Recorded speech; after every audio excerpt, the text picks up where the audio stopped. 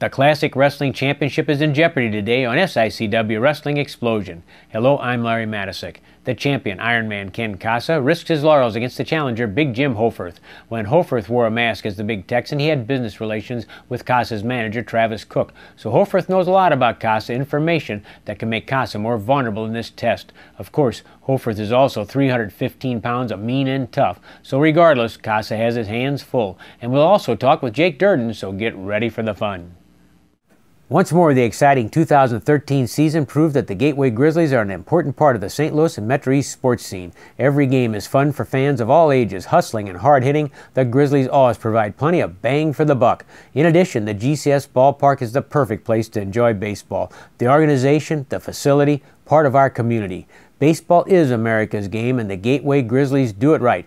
Keep in touch with new developments. Go to gatewaygrizzlies.com. Unique and affordable gifts and collectibles on the internet are available at the Black Bear Haversack Trading Post. Go to blackbearhaversack.com. Semi-precious stones, bone horn and soapstone items, abalone shells, genuine coyote and water buffalo teeth pendants, products for Civil War, medieval, and Renaissance reenactments, and so much more. For a 10% discount, mention SICW number 7 when you place your order. It's blackbearhaversack.com for top quality at reduced prices.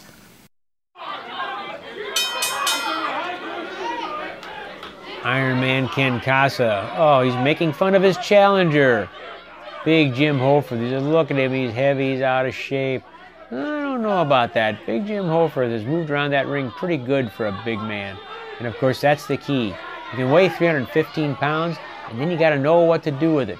Right now, Kasa strutting, trying to needle Jim Hoffarth, and a little argument back and forth between Kasa and Hoffarth. The Big Texan, without the mask, a popular person. Whoa! Big Jim has had enough, and he slaps Ken Kasa right out of the ring. Travis Cook says, time out. And he goes over to look at Ken Kasa and see if the champion's in one piece. Have you got all your teeth? Jim Hoffarth listened and listened and said, that's enough. Pow! Well, when a 315-pound man slaps you, that's what happens. Flying tackle, that's what happens too. Second flying tackle, same thing's going to happen. Whoa, big knee to the jaw by Ken Kasa. Forearm misses. Whoa, flying cross body block, and Jim Hoffarth caught him. Nice move by the former Big Texan. Power slam on Ken Kasa. Oh, look out. Hey, right away, he's going for the giant splash. This could be it, and a new champion. Oh, Kasa rolls out of the ring, knew where he was, and Travis Cook says, slow down, and Jim Hoffarth says, that title's coming to me. That's how close it was. Travis Cook saying, settle down, settle down, settle down. Ken Kasa got mad. Travis Cook saying, you got to relax. Well, he's doing what a manager should do. Ken Kasa takes his title belt. He says, that's it. I'm leaving. He starts to walk away, and Travis Cook now saying, come on, settle down. Ken Kasa totally unnerved by what has happened in the opening minute of this battle with Big Jim Hoffarth. Kasa brings the belt back, kisses it, because that belt means a lot, whether it's Kasa or Cruz or Powers or Danny Boy Hawkins. It means a lot. And Kasa yanked into the ring, and Hoffarth pounds away with those forearms. They're just like clubs. Elbow drop into the chest of Kasa, who has to kick out. And he is having a miserable start of this match against Jim Hoffarth. The title is on the line, the Classic Wrestling Championship, and then a vicious chop into the chest of Ken Kasa by Big Jim Hoffarth. He lines up, oh, Kasa, and nails him again. And Kasa, whoa, he's hanging on for dear life right now. That hurt. Double arm suplex, shades of Dory Funk Jr. Nicely delivered by Big Jim Hoffarth. You don't expect that from a big man like Hoffarth. And then he does something with like that. Leg drop. Jim Hoffarth has been a student of the wrestling business. You'll probably be surprised as you watch Kasa drape his leg over the bottom rope to avoid a potential pin. Jim Hoffarth's done a lot of studying on wrestling. He reads all the books. He wants to know everything about the history of wrestling He wants to know about Lou Thez. He wants to know about Buddy Rogers. He wants to know about Bruno Sammartino. He wants to know about the Funks. He wants to know about Kaniski. He wants to know about all those people. And he tries to learn something out of it. So even when he was having kind of that rough and mean reputation as the big Texan, something was ticking away in that brain of his. And now he's trying to put it all to use as he goes for the classic wrestling title against Ken Kasa, and another chop absolutely puts Ken Kasa down on his knee. One more time the crowd chants at Jim Hoffarth. Ken Kasa says, "No more times, get me out of here." Kasa pushed into the corner, and then a chop to the back of Kasa. Oh, that stings. That stings. Ken Kasa having trouble getting anything going. The fly, well, partly flying Beal and partly hip toss by Jim Hoffarth on Ken Kasa. Kick into the stomach, another kick into the stomach of Kasa. Jim will do some wrestling moves. We just complimented him for that. But in the end, he still likes to get rough and tough and beat people up. He grabs the title belt. "This could be mine," says Jim Hoffarth. And the crowd loves it. They clap for him. He kisses the belt. Maybe it'll be his within a minute or two, or within a count of 3. A blow to the sides, to the ribs. Kasa thrown across the ring by Hoffarth. Oh! Big stinger splash into the corner. And again, down goes Kasa. Travis Cook aggravated, and there's no love lost here. Jim Hoffarth has no love. Oh, look out! A chop block. Oh, a chop block into the back of the knee of Jim Hoffarth, something that the National Football League has outlawed because of the damage it can do to somebody's knee, especially somebody who's as big as Jim Hoffarth or one of their offensive, defensive linemen. And Ken Kasa immediately goes to work on that leg and that knee of Jim Hoffarth. Kasa took advantage of an argument Cook was having with Jim Hoffarth, and he landed that chop block. And oh, that just changed the tide of this match. Boom, bing, bang, just like that, it switched almost immediately. And right now, Jim Hoffarth feeling that knee, wondering, oh, I got to regain my bearings. He hasn't been on his feet since that chop block by Ken Kasa. And Kasa now twists the knee, twists the leg, putting pressure on those ligaments, the medial collateral and the anterior collateral, also on the quadriceps muscle. Ken Kasa punishing big Jim Hoffarth. He wants that rope. He needs that rope. Nothing wrong with that. That's why they have the ropes. Kasa pounds with a punch with his fist on the side of the knee again. Jim Hoffarth, one little mistake and it's all turned against him. He had things going so well his way. Spinning toe hold by Ken Kasa. The spinning toe hold by Kasa. Another spin, just like the Funk family, Dory Jr. and Terry Funk. The spinning toe hold on big Jim Hoffarth. The third twist. He might be able to get a submission, although I don't think Hoffarth's going to give up very easily, and he's one tough bird. Kick into the back, kick into the hamstring. Kasa across the air, and then a knee drop.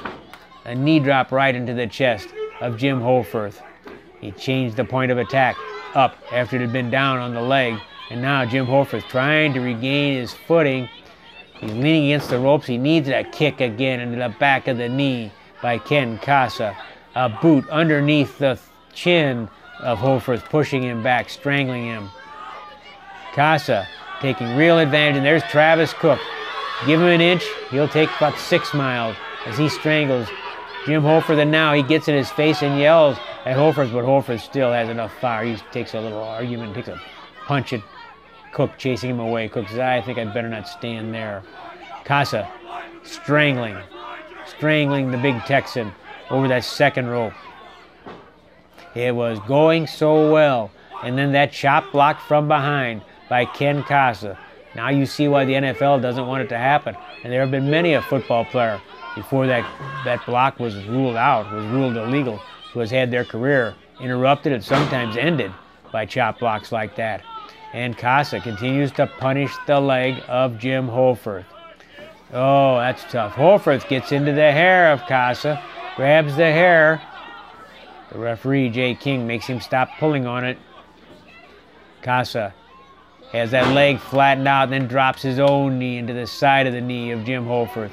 Every piece of punishment going to slow down Jim Hoffarth and maybe open up something for the champion, Ken Kasa. The challenger, Jim Hoffarth, taking the wise decision, trying to bail out, get a few extra seconds, just to flex out the knee, move it around, see how much movement he can get, stand on it, walk it out, try to walk out the pain, walk out the cramps. Oh, those cramps are horrible. I know how those things feel when you get those cramps. And when you walk out that cramp, that's what you got to do. Again, Kasa strangled Jim Hoffarth between the ropes. Here comes Hoffarth back into the ring. He really needs to get up. He really needs to move around. He needs to get that leg into action. He needs to get the blood flowing through the leg as Kasa pounds on Hoffarth. And then Hoffarth fighting back. Has he got enough to fight back? Drop kick beautifully delivered by Ken Kasa. He's a bad guy. You don't expect drop kicks from bad guy. But you know what? The bad guy just, a great drop kick and then a bench press off of Kasa. Kasa went for the pin and that body press ended after a bench press by Jim Hoffarth. Again, that kick into the knee. Every time Jim starts to get something going, Kasa now has that one open point he can attack. He goes right to that knee, like a shark smelling blood. Kasa pushes Hoffarth into the corner, strangling him. The boot against the jaw of big Jim Hoffarth. Jim trying to keep fighting. He wants this title so bad. He wanted this opportunity so much. He wanted to shove it down the throats of Travis Cook, Ken Kasa, and Dave Vaughn, the Travis Cook organization. Kasa says, get up, get up. And he charges, and Hoffarth moved, and Kasa ran his own head right into the top turnbuckle. Ouch. Did he catch it right across his forehead or the bridge of his nose? Big clothesline by Hoffarth. He threw himself, catapulted himself, 315 pounds into Kasa, knocking Kasa down. He's still really gimping. He's in bad shape on that leg, and then a DDT. Whoa, a DDT. Jim Hoffarth might have something going. He's coming back. The leg's still not really stable. You can see he's having all sorts of trouble, but he's trying. Oh, he wanted to go for that giant splash, and the knee just wouldn't do it. The knee wouldn't do it. He tried to run. What's he doing? Going up on the second rope. Trying to come off the second rope on Kasa. Yeah, sure, that makes sense. And Kasa moves, and big Jim Hoffarth lands on his knees, just what he didn't need on that badly damaged knee. Here comes Kasa up into the air. Where's Kasa going? He dives, and he misses a knee drop. But his knee's not in as bad a shape as Hoffarth's is. Right now it's stinging, but still Hoffarth's had punishment for a long way. Choke slam. Choke slam and a kick into the knee. Kick into the knee again. Front rolling cradle, small package by Kasa. And he catches him for a count of 3. Ken Kasa, the classic wrestling champion. Whether you love him or you hate him, I'm sorry, you got to give him credit right there. That was good wrestling. He's in there with a man who outweighs him by 65 pounds, has him in a lot of trouble at different points. He took advantage of the chop block, and then when he had the opening, that small package, a great wrestling move, Kasa gets the win. Jake Durden goes after the classic wrestling title belonging to Iron Man Ken Kasa on Saturday, March 22nd at the East Carondelet Community Center. 2 out of 3 falls, 1 hour time limit. Kasa battles Durden. Chaz Wesson takes on controversial Ricky Cruz, Powers, Eads, Thumper, Vaughn, Hatton, Hoffarth, and more. For our tickets, call 286-4848, 286-4848. It's Saturday, March 22nd in East Carondelet. 2 out of 3 falls. Kasa against Durden, Chaz against Cruz. For the best deal on pre-owned cars and trucks, check out King Auto Sales in Cahokia, Illinois. Buy here, pay here. It doesn't get easier than that. Easy terms and financing on the spot for the best deals on all makes and models of pre-owned cars and trucks. You can't beat King Auto Sales, 2915 Camp Jackson Road, Cahokia, Illinois. That's King Auto Sales in Cahokia, where the customer comes first. Phone 337-7050. Saturday, March 22nd, East Carondelet. Jake Durden gets another crack at the Classic Wrestling Championship belonging to Iron Man Ken Kasa. He came just this close.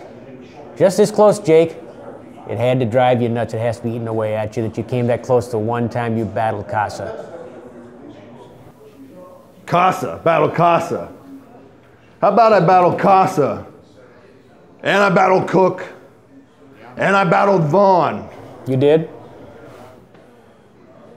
Maybe we need to get Herb in here, huh? Have him put up a cage. Well, that's an idea. Get these people on the outside of the ring and leave it just me and you. Just the real champ and the paper champ. But I tell you what, until then, 2 out of 3 falls works for me. You wanna know why? Because once is okay. Fool me once, shame on me. But now I get to even the odds. They want to get in my way. They want to show a fluke again against me. Maybe once, Larry. But never again. 2 out of 3 falls, and of course that was Herb Simmons' idea. It's a traditional St. Louis match. It puts all the pressure on. You got to be thinking going all the way through it. And you brought up something, Jake, that I was glad to hear, that I was interested in hearing. I'm sure the fans are interested in hearing. You realized what Kasa did to you. You had the spike in there, and he kicked off the ropes. You won't fall for that again, will you? Never again. I dug that spike underneath his jawline, and I heard him gasping and gurgling for air. He runs me into Cook. I see Vaughn trying to get in the way.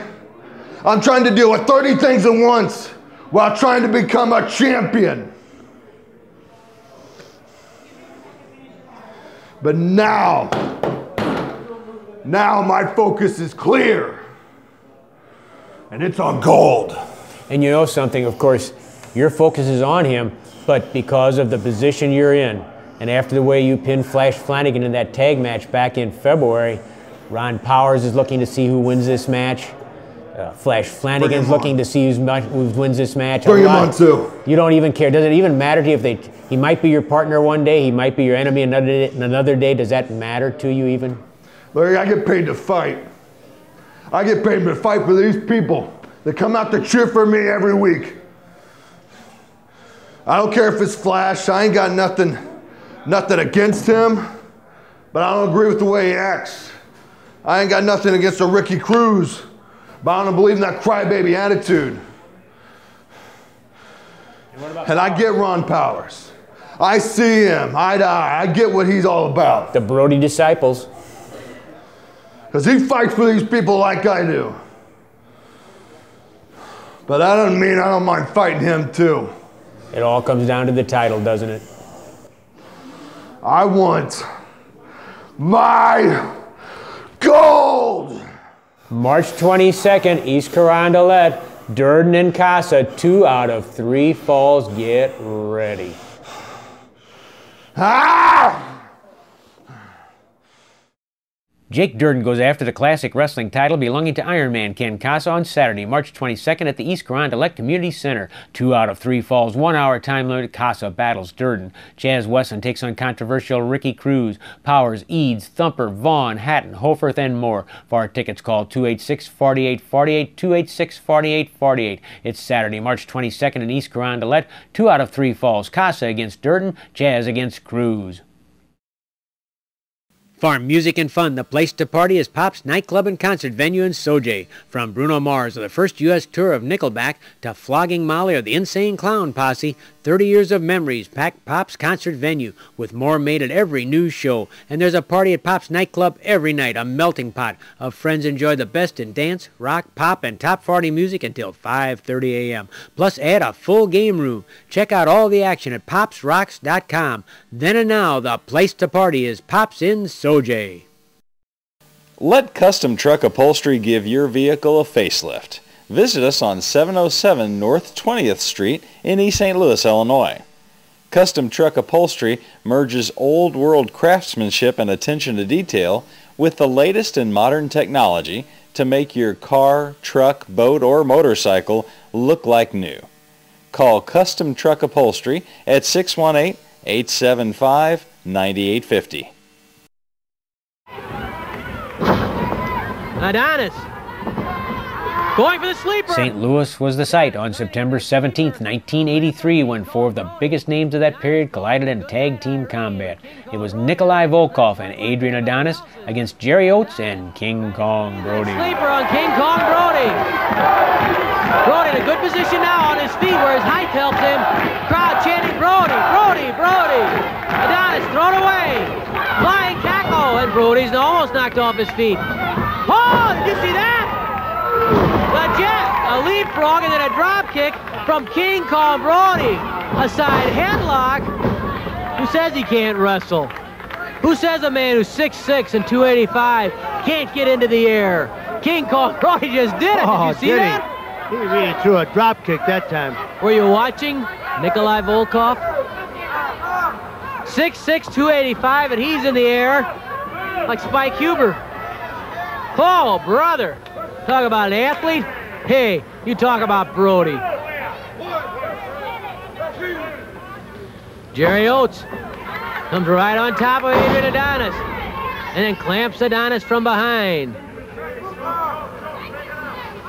You can see that hold applied differently. A headlock, a rear headlock by Jerry Oates. The windpipe clear, but the head being pinched together by Oates. Volkoff tries to come into the ring. That's an invitation to Brody. Brody says, fine, you want a piece? Brody trying to keep it a little bit low-key, keep himself under control. Volkoff, though, becoming the more irritated and the more frustrated of the two right now. You know what they're thinking about each other. Flying Beal by Jerry Oates. Oates. Oh, goes to the air! Flying head scissors by Jerry Oates. He almost hit his head on the lights. That man took to the air. Jerry Oates. They don't call him the Georgia Greyhound for nothing.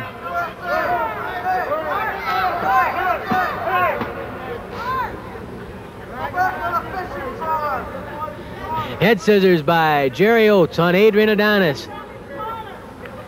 Very tense match at this point. Each team looking for that opening on the other side. Nobody really finding that opening yet. But you can feel that explosion right there. It's just below the surface like Mount St. Helens. You never know when it's going to blow. Adrian Adonis caught in the head scissors of Jerry Oates. What a good match that would be, Adonis and Oates. Oh, Oates caught that head right in the stomach. 10 minutes of elapsed, 5 minutes left. Adrian Adonis lifts Jerry Oates inside atomic knee drop. That brings Brody into the ring. Brody trying to get at Adonis. He didn't like the way that inside atomic knee drop was delivered. Both referees tangled up with Brody. That opens up Oates to Volkoff. Oates back being pounded on by Nikolai Volkoff. Volkoff grabs Jerry Oates by the arm, hurls him to the ropes, catches him coming off with a knee right into the solar plexus. Hey, nice takedown. Bridge, oh, look at that, count of 1, 2. And Oates barely gets the shoulder up.